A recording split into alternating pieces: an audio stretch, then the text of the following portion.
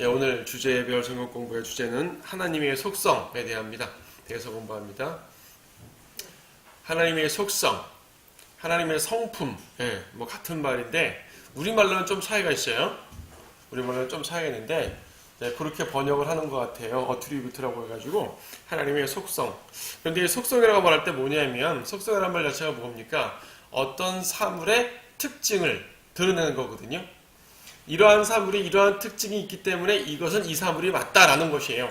사람은 사람의 성품이 있고 사람이란 사람의 특성이 있어서 사람이라 말하는 것이고 어떤 기계는 기계의 특성이 있어 그 기계라 말하는 것처럼 하나님은 이러한 특성이 있기 때문에 그 하나님이라 말씀할 수 있는 것입니다. 말하자면 하나님의 정체성이죠. 인간의 성품하고 인간의 속성이라면 인간의 정체성을 말하는 것이고 하나님의 속성 말하면 하나님을 하나님 되게 하는 것이 무엇이냐 그 말입니다. 자, 말이 다소 이제 어려울지 모르지만은 결과적으로 우리 하나님이 어떤 분인가를 말하는 거죠. 어떤 분인가? 자, 하나씩 보도록 하겠습니다. 우리가 하나님의 속성을 말할 때 자연적인 속성과 도덕적 속성으로 보통 구별을 합니다. 이제 신학자들마다 좀 어려운 말 쓰기 좋아하는 사람들이 더 다양한 방법으로 하나님을 구분하긴 하지만요. 하나님의 속성을 구분하긴 하지만요. 가장 일반적인 견해는 자연적 속성과 도덕적인 속성이에요. 근데 우리가 자연적이라는 말이 약간 좀 번역이 좀 불편합니다. 자연적이라는 거, 우리말로 자연이라는 것은 어떤 뭐 이렇게 자연 세계를 말하는 것인가? 그런 것이 아니라 하나님의 본성적인 속성을 말하죠. 내추럴. 그렇죠? 하나님의 본성적인 속성이에요. 본성적이란 말은 뭐냐면 하나님이니까 할 수 있는 속성을 말하는 거죠. 다른 말로 하게 되면 하나님만이 할 수 있는 절대적 속성을 말하는 것이고 하나님께만 있는 절대적 속성 혹은 우리가 이제 다른 말로 표현하게 되면 신적 속성이라고 하면 아마 가장 정확한 말 같아요. 신적 속성, 하나님만이 할 수 있는 절대적 속성이죠. 도덕적 속성은 인간에게도 동일하게 있는 속성입니다. 인간에게 있다기보다는 하나님께서 인간에게 요구하시는 속성인 것이죠. 인간에게 무엇인가를 요구하시는데 그분 스스로가 그렇지 않으면서 요구할 수는 없지 않습니까? 예를 들어서 뒤에도 보겠지만 하나님께서는 악을 싫어하십니다. 죄를 미워하십니다. 그래서 우리에게도 죄를 미워하라고 말씀하시죠. 하나님께서 거룩하시니까 우리에게도 거룩을 요구하시는 것이에요. 하지만 위에 있는 하나님의 신적 속성을 말하면 하나님께서 전능하시기 때문에 우리에게도 전능하라고 요구하진 않으시잖아요. 이건 하나님의 갖고 있는 속성을 말합니다. 자, 어떤 것들이 있습니까? 첫째, 영원하시다. 영원하시다. 앞에서 서론에서 말한 영이시다, 유일하시다. 이거 역시 하나님의 이 신적 속성, 즉 절대적 속성을 말하는 것입니다. 영원하시다. 여러분 이제 시편 90편 말씀 보게 되면 그 시편이에요.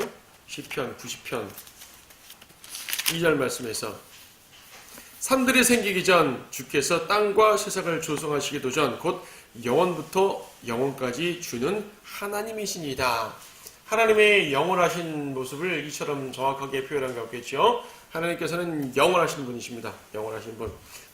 변하지 않으신다. 이것도 영원한 속성에 연결되겠죠. 영원하시니까 변하지 않죠. 근데요, 아니죠. 영원으로도 변할 수가 있습니다. 영원하다는 것은 그분의 존재 자체를 말씀하시는 것이고 변하지 않는 것은 그분의 성품 자체가 변하지 않으시는 것이에요. 그분이 한 번 선하시면 끝까지 선한 것이에요. 그렇죠. 변하지 않는 모습입니다. 그분이 능력 있으시면 끝까지 능력 있으신 것이에요. 영원하시면 영원하신데 능력이 다 사라져버리고 그냥 존재만 영원하시다. 이런 말 아니지 않습니까? 그분은 그분의 속성을 가진 그대로 영원하셔요. 그러니까 영원하시다는 것은 변치 않으신다는 것은 그 자체로 속성이지만은요. 영원한 하나님께서 품으셔야 될 당연한 모습입니다. 거기 야고보서를 볼까요? 야고보서 1장 17절 말씀.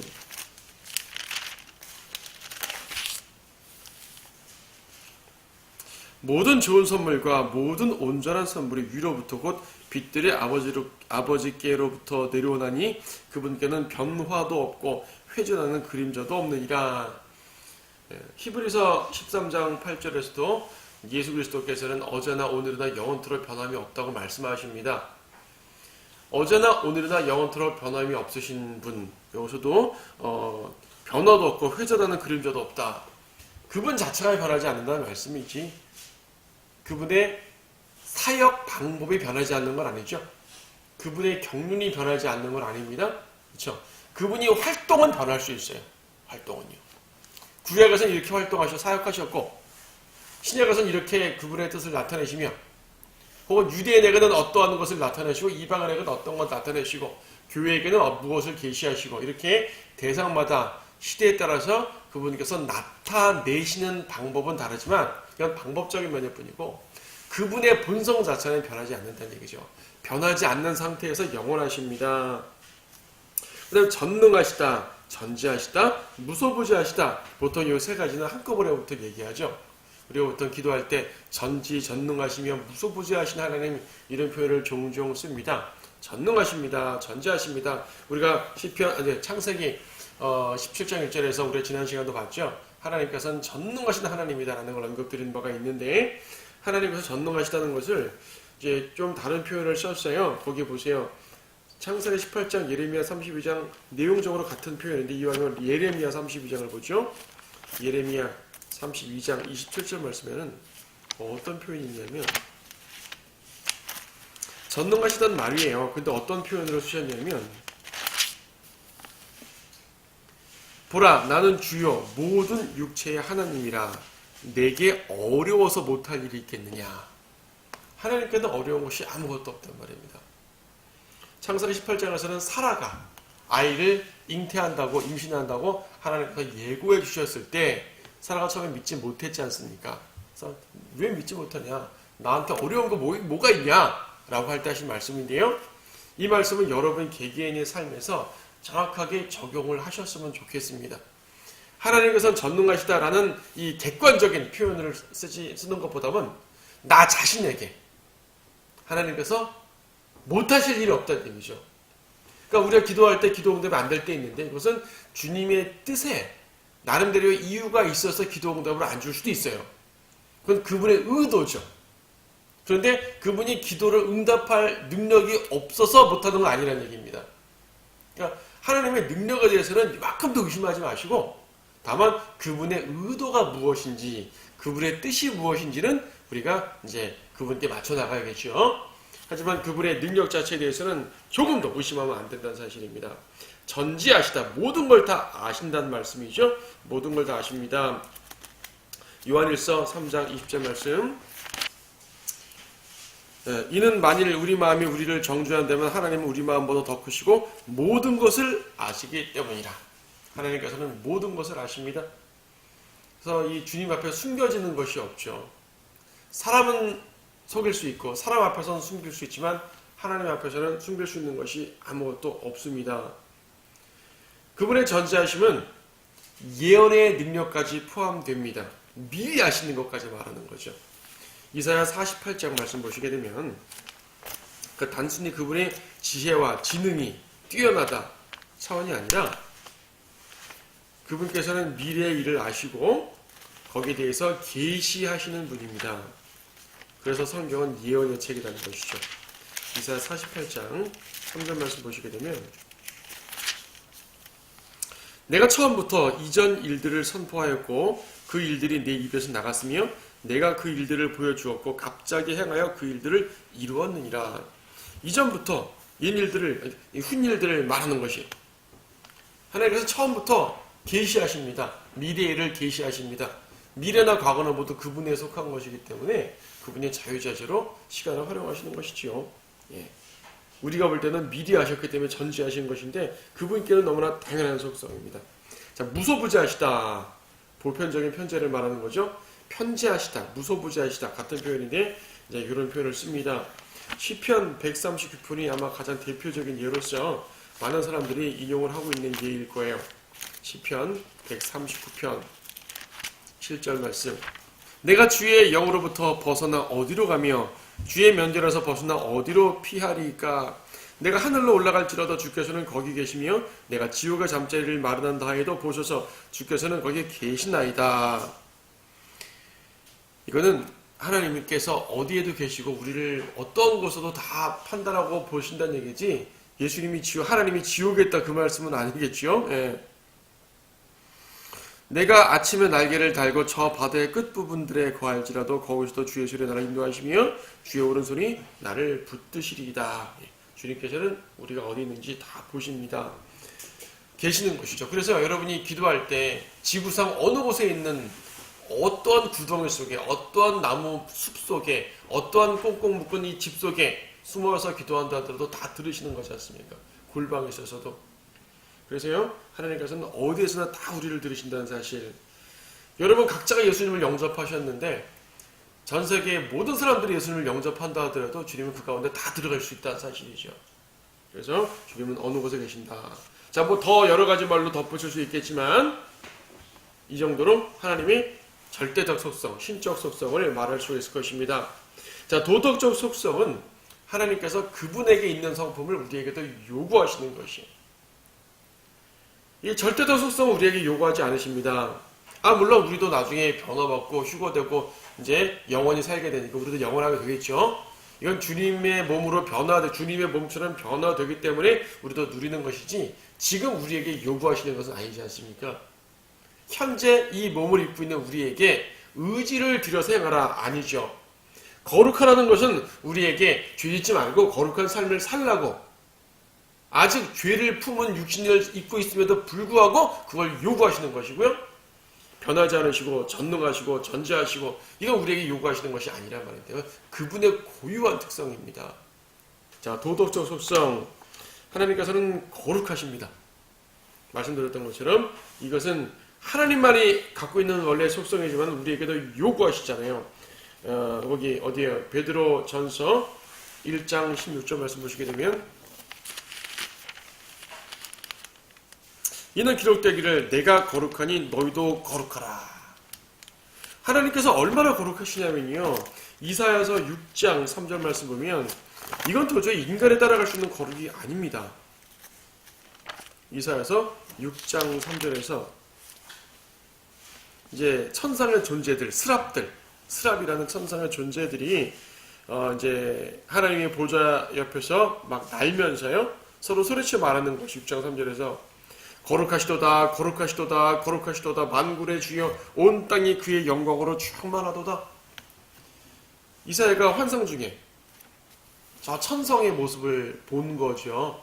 그곳에서 천상의 존재들이 하나님을 향해서 거룩을 외칩니다. 이 거룩을 우리가 어떻게 따라가겠습니까? 절대로 따라갈 수 있는 거룩이 아니에요. 사실 그래서 거룩하시다는 것은요, 하나님의 신적 속성에 속하는 부분이기도 합니다. 하지만 왜 이것을 도덕적 속성으로 말하냐면 우리에게도 요구하시기 때문에. 그러니까 하나님만큼 절대적인 거룩을 못한다 할지라도 우리 삶 속에서 주님의 거룩을 본받아서 우리의 삶을 거룩하게 만들어 나가야 되는 거죠. 물론 내 의지가 아니라 성령님의 의지로 행해야 되죠. 내 육신적인 힘이 아니라 성령님의 능력으로 해야 되는 건 맞지만 결과적으로 그렇게 하라고 요구를 하시는 것이죠. 자, 그분은 의로우십니다. 시편 89편. 자, 우리가 이런 것들을 다 찾아보는 이유는 뭐냐면은 안 찾아봐도 다 알잖아요. 당연히 하나님은 거룩하시고 의로우시고 공의로우시고 다 압니다. 근데 왜 이것을 다 찾아보고 하냐면 우리가 아는 이론을 성경 말씀으로 확실하게 짚어보는 겁니다. 그래서 여러분들이 누군가에게 성경을 가르치시거나 성경 말씀을 말할 때 그냥 하나님은 거룩하신 분이야 라고 말할 것이 아니라 성경을 딱 펴서 여기 보라고 하나님이 거룩하시다고 하나님이 의로우시다고 말하는 것은 달라요. 시편 89편 14절 말씀에서 주의 보좌의 처소는 정의와 공이며 자비와 진리가 주의 얼굴 앞에 가리이다. 자, 자비와 진리도 있지만 첫째로 정의와 공의. 자, 표현이 조금씩 다르고 의미가 조금씩 다르지만 기본적으로 의롭다는 말이잖아요. 하나님이 의롭다, 정의롭다, 공의롭다 다 같은 개념의 말입니다. 조금씩 뉘앙스가 다르긴 하지만은 기본적으로 같은 개념이시죠. 그래서 여러분들 구령하실 때도요. 하나님의 말씀을 풀어서 이론적으로만 쭉 말하는 것보다 구체적으로 말씀을 딱 찾아서 짚어주는 게 더 능력이 있어요. 단순히 이해시키는 것은 굳이 안 읽고 그냥 풀어 설명만 해도 다 되거든요. 근데 읽어주는 게 왜 그러냐면은 하나님의 말씀이 여기를 통해서 나가는 것이에요. 내 말이 아니라 주의 말씀으로 나가는 거기 때문입니다. 그래서 여러분 이렇게 성경에 관련해서 얘기할 때면 이런 것들을요 딱딱 집어서 얘기하셔야 돼요. 그래도 확실해집니다. 자기 영적 지식도 더 확실해지고. 자, 공정하시다. 베드로전서 1장 17절. 자, 공정이란 말은 공평이란 말과 비슷한 거예요. 예. 차별하지 않으시는 것입니다. 베드로전서 1장 17절 말씀에서 또 외모로 보지 않으시고 각 사람의 행위에 따라 판단하시는 분이라고 말합니다. 외모로 보지 않으시고 각 사람의 행위에 따라 판단합니다. 자, 공정 혹은 공평이란 말은 모든 사람에게 똑같이 주는 게 공평이 아니죠. 평등이란 말은 모든 사람에게 똑같이 주는 게 평등이 아닙니다. 사실은 그 사람에게 맞게 주는 게, 그 사람에게 맞게 적절하게 대우하는 게 공평이죠. 우리가 공평하지 못하다 그러면 내가 받아야 될 것보다 못 받으니까 불공평하게 느끼는 거지, 저 사람과 똑같이 받지 못했기 때문에 불공평하게 느끼지 않거든요. 그렇죠, 여러분. 예. 어떤 이 절대량은 다를 수 있지만 내가 받아야 될 대우만큼 받아야지 공평한 겁니다. 하나님께서도 행위에 따라서 판단하신다고 했어요. 누군가에게 복 주고 누군가에게 벌을 준다고 할 때 왜 저 사람은 복 주시고 나한테는 벌 주십니까? 공평하지 않으십니다. 이걸 공평하지 않다고 말씀하면 안 되죠. 네. 누군가는 선한데도 벌을 주시고 누군가는 선한데 칭찬하시고, 이것이 기준이 틀릴 때 공평하지 않다고 말하는 것입니다. 그래서 행위에 따라서 제대로 판단하시는 것은 공평하신 거죠. 그래서 판단이라는 개념이 등장하게 되는데요. 그래서 재판은 주님의 것입니다. 원래 주님의 성품이에요. 주님께서 공의로우신 것처럼 재판관들에게도 공의를 베풀라고 말씀하셨죠. 근데 오늘날 재판관들이 그러지 못한 것을 보니까 안타까울 뿐이지만은 하나님께서 원래 속성은 그것이고 인간들에게도 공의와 이런 것들을 공평을 원하시는 것입니다. 꼭 그리스도인들에게만 말하는 것은 아니에요. 사실은 당연히 그리스도인들에게 말씀하시는 것이 기본이지만 세상 사람들도 말입니다. 믿지 않아서 나중에 지옥 가는 건 그건 나중 일이고, 현재의 세상 자체가 자기들의 죄 때문에 이 나라, 이 땅, 이 세상 자체가 타락해버리는 건 주님이 싫어하시는 거거든요. 어차피 지옥 갈 사람들인데 막 살면 어때? 아니에요. 지옥 갈 땐 지옥 가더라도 살아있는 동안에는 이 세상을 하나님의 질서에 맞게 운행하시는 것이 그분의 뜻입니다. 그래서 더 악한 사회는 좀 더 일찍 멸망을 시키시고 덜 악한 사회는 조금 늦게 멸망을 시키시는 것이에요. 역사를 통해서도 알 수 있죠. 어차피 구원받지 않은 사람들인데 모두 죽여버리면 어떻겠습니까? 아니에요. 하나님의 공의는 그것이 아닙니다. 그래서요, 이런 말씀들은 기본적으로는 그리스도인들에게 받아야 되는 말씀이지만 세상 재판관들도 공정해야 된다는 것은 주님이 그들에게도 요구하시는 것이에요. 그래서 그렇게 하지 않는 재판관들은 또 벌을 받도록 이제 주님이 역사하시는 것이요. 자, 악을 싫어하십니다. 시편 5편에 뭐 10편뿐 아니라 수없이 많이 나오는 구절이지만 몇 가지만 보는 거죠. 굳이 뭐 시편을 찾지 않아도 돼요. 사실은 성경 어디를 펴도 하나님께서는 악을 미워하시는 것이 다 나와 있기 때문이죠. 자, 시편 5편 5절 말씀에 어리석은 자는 주의 목전에 서지 못하리이다. 주께서는 죄악을 행하는 모든 자들을 미워하시나이다.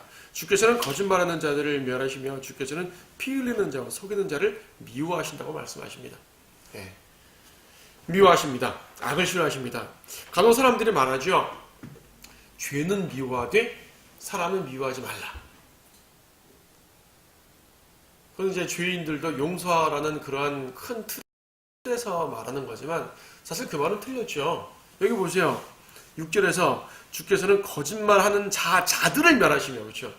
주께서는 피 흘리는 자와 속이는 자를 미워한다고 합니다.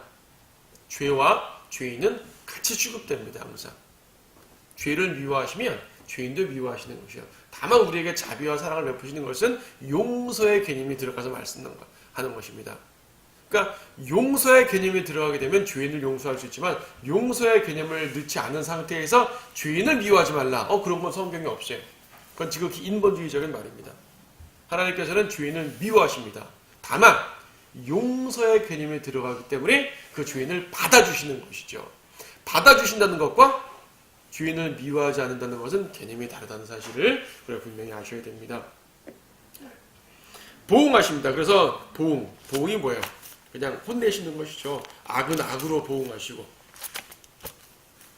신명기 32장 35절 복수와 보응이 내게 속해 있으니 그들의 발은 정해진 때에 실족하리라. 그들의 재앙의 날이 가까우니 그들에게 임한 일들이 속히 되리라. 복수와 보응. 하나님께서는 복수하시는 분이세요. 오늘날 세상의 법들은요, 복수의 개념을 다 빼버렸습니다.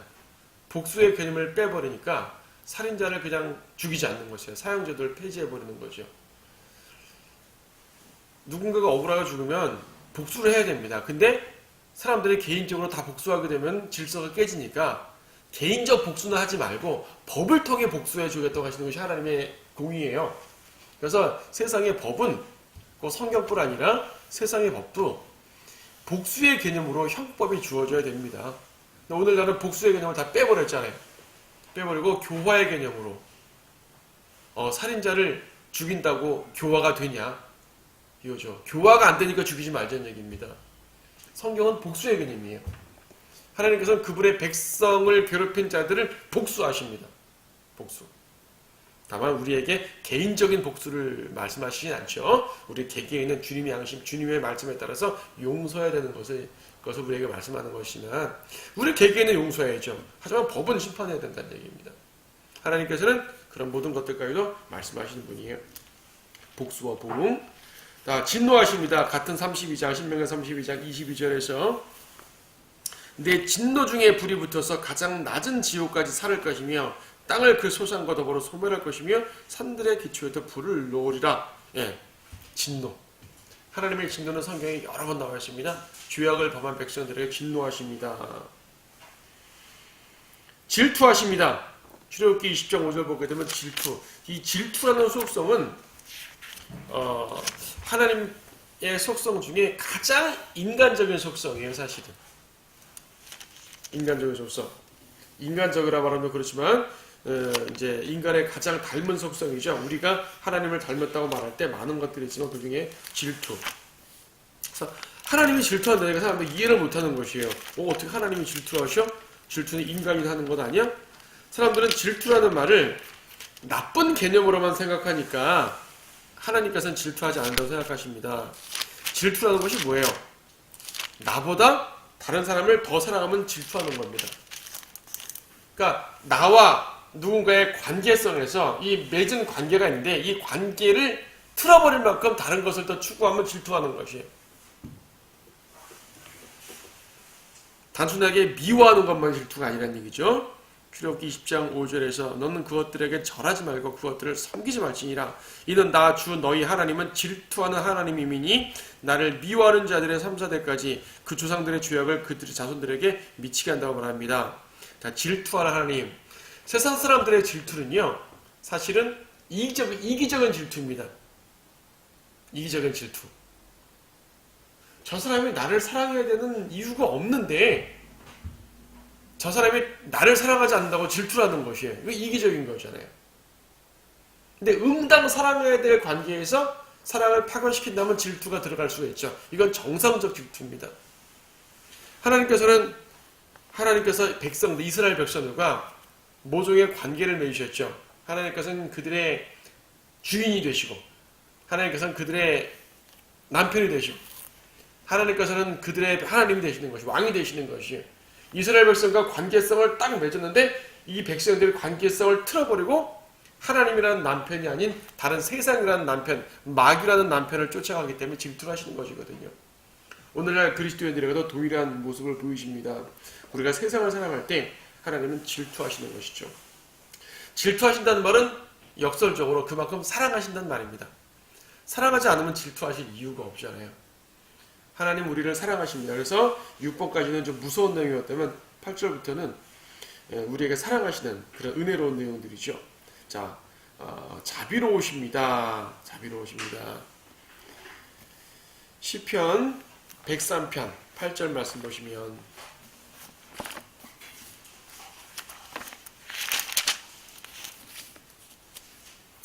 주는 자비로우시고 은혜로우시며 노하기를 더디하시고 자비가 풍성하시도다. 자비로우시고 은혜로우시답니다. 자비란 말은 죄악을 용서한다는 개념에서 시작되는 말이고요. 은혜란 말은 주님의 온갖 베푸심들을 말합니다. 은총, 베푸심. 하나님이 우리에게 주시는 온갖 유익한 것들을 은총이라고 합니다. 은혜라고 합니다. 이제 그 중에 가장 기본적인 것이 죄인에게 주시는 은혜, 구원이 가장 큰 은혜다 보니까 은혜라는 말을 구원이라는 말과 동의어로 취급할 때가 종종 있는데요. 은혜라는 말은 꼭 구원만을 말하는 것이 아니죠. 죄인에게 주시는 가장 큰 은혜는 당연히 구원 맞습니다. 하지만 구원 받은 다음에 오직 구원만이 은혜라면 구원 이후에 더 이상 받을 은혜가 없네요. 그건 아니지 않습니까? 우리는 구원 이후에도 수많은 은혜들을 받고 삽니다. 그래서 자비와 은혜, 여러분에게 자비와 은혜가 있다는 것은 성경적 사실인데 여러분들이 그걸 느끼느냐 느끼지 않느냐 또 다른 차원이에요. 주님의 자비가 항상 나에게 있다는 걸 느끼고 사는 사람은 주님의 임재 앞에 있는 것입니다.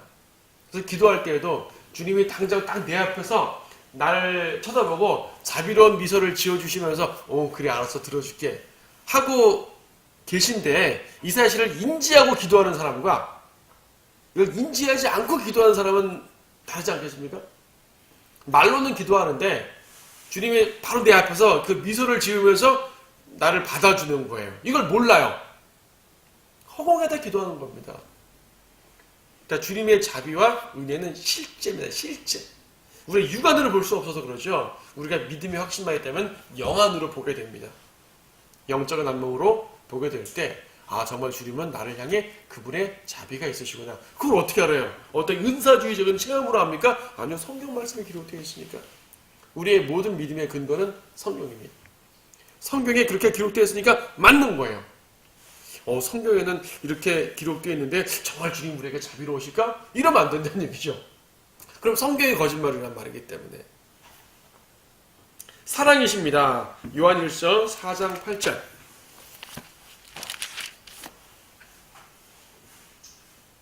사랑하지 아니하는 자는 하나님을 알지 못하나니 하나님은 사랑이시기 때문이라. 그렇죠? 16절도 하나님께서 우리를 향해 가지신 그 사랑을 우리가 알고 또 믿었으니 하나님은 사랑이시라. 사랑 안에 거하는 사람은 하나님 안에 거하고 하나님께서도 그 사람 안에 거하시느니라. 하나님은 사랑이십니다. 그것은 하나님의 속성 자체가 사랑이라는 말이지 세상에 난무하는 모든 사랑들이 전부 다 하나님이라는 건 아니죠. 오늘날 세상 사람들은 사랑을 곧 신으로 섬깁니다. 사랑이 신이 된 사람들이 많아요. 육신적 범죄를만 말하는 것이 아니라 타락한 세상 그런 모습만 말하는 것이 아니라 인본주의자들도 마찬가지입니다. 인본주의적인 사랑 이것이 곧 하나님이라고 생각하는 것이에요. 그건 아니고요. 하나님의 속성 자체가 사랑이시라는 것이죠. 말하자면 하나님의 사랑 덩어리예요. 하나님의 사랑 덩어리니까 하나님을 체험한 사람들은 모두 그 사랑을 느끼는 겁니다. 그렇죠. 신실하십니다. 신실하신 하나님. 거기 고린도전서 1장 9절 말씀에서 고린도전서 1장 9절 보면 너희를 그의 아들 예수 그리스도 우리 주의 교제 안으로 부르신 하나님께서는 신실하시도다. 하나님은 신실하십니다. 자, 신실하다는 말을 다른 말로 하게 되면 믿음직스럽다고 말합니다. 신실, faithful, 믿음에서 파생된다는 말이라고 그랬죠. 믿을만한 게 신실한 겁니다. 우리가 하나님께 신실하게 행해야 된다는 말은 주님 보시기에 우리가 믿음직하게 행해야 된다는 말이죠. 다른 말로 하면 충성해야 된다는 말이고요. 하나님께서 우리에게 신실하시다는 말은 신뢰할 만한 분이라는 얘기입니다. 정말 그분은 믿음직한 분이라는 얘기죠. 네. 신실하십니다. 특히 어떨 때 신실하시냐면 약속을 지키실 때 신실합니다. 약속을 남발해 놓고 성취시키지 않는 사람들 많잖아요. 정치인들 공약을 남발해 놓고 막상 당선되니까 행하지 않잖아요. 이걸 보고 우리는 거짓말쟁이라 말합니다. 믿음직스러워하지 못하는 거죠. 저 사람 찍어줘봤자 똑같을 거야. 믿지 못하는 거. 이것이 우리가 정치가들한테 신뢰하지 못하고 믿지 못하는 것인데 하나님께서는 약속을 지키시는 분입니다. 그래서 하나님의 신실하시다는 말로 인해서 우리는 성경을 다 믿는 거예요. 하나님이 신실하시지 않으면 성경을 믿을 수가 없죠. 약속한 말을 모두 지키시는 분이십니다. 선하십니다. 굳이 두 말을 나위 없죠. 넘어가겠습니다. 오래 참으십니다. 오래 참으십니다. 출애굽기 34장 6절에서 주께서 그의 앞을 지나시며 선포하시기를 주로다. 자비롭고 은혜로우시며 오래 참고 선함과 진리가 풍성한 주 하나님이로다. 자, 오래 참으십니다. 오래 참지 않으시면 우리는 죄 짓자마자 다 죽을 수도 있습니다. 죽지 않더라도 어디 하나 불구가 되는 거죠. 하나님께서 죄인들에게 오래 참지 않으시면 모든 세상은 벌써 멸망했어야 정상입니다. 은혜로우십니다. 같은 구절에 있죠? 은혜로우십니다. 아까 자비 말할 때 같이 말씀드렸지만 자비롭고 은혜로우십니다. 같은 말이죠? 같은 말이 아니라 이제 계속 반복되는 말씀이죠? 정직하십니다. 시편 25편 8절. 주는 선하시고 정직하시니 그러므로 그가 죄인들에게 그 도를 가르치시리라. 정직하십니다. 그러니까 이 모든 것들 다 우리에게 요구하시는 것들이에요. 요구하시는 것들. 온전하시다. 마태복음 5장 48절 보게 되면 하나님이 온전하심처럼 우리도 온전하라고 뭐처럼 뭐하라 직접 말씀하시죠. 거룩하심에 있어서도 내가 거룩하니 너희도 거룩하라고 직접 말씀하신 것처럼 이게 온전함에 대해서도 내가 하늘에 계신 하나님이 온전하니 우리도 온전하라고 말씀하십니다. 5장 48절. 그러므로 하늘에 계신 너희 아버지께서 온전하심 같이 너희도 온전하라. 이 모든 것들을 다 말했을 때 결론이 뭐냐면 우리 하나님 같은 분은 없다는 얘기입니다. 그렇죠? 우리 하나님 같은 분은 없습니다. 역대기하 6장 14절 말씀에 말하기를 오 이스라엘의 주 하나님이여 주와 같은 하나님은 하늘에도 없고 땅에도 없사하며 주께서는 주 앞에서 마음을 다하여 행하는 주의 종들에게 언약을 지키시고 자비를 베푸시나이다. 우리의 하나님 같은 분은 없습니다. 그분의 절대적 속성과 도덕적 속성 그 이외에 어떤 것을 다 설명한다 할지라도 우리의 하나님 같은 분은 없습니다. 이 세상 어떤 신들이라 불리는 존재가 하나님과 같습니까? 그들은 능력도 없고요. 말 그대로 헛것들인 것이죠. 인간들은 어떻습니까? 하나님께 도전한다는 수많은 사람들이 있지만은 하나님과 같은 분은 없습니다. 도덕적인 모습에서, 성품적인 모습에서, 또 그분의 능력에 있어서 세상 어떠한 존재도 신이라 불리는 존재도 어떠한 종교도 우리 하나님 같은 분은 없죠. 그래서 우리 하나님은 유일하신 분입니다. 이 하나님을 섬기고 있는 여러분들이 행복한 것 같습니다.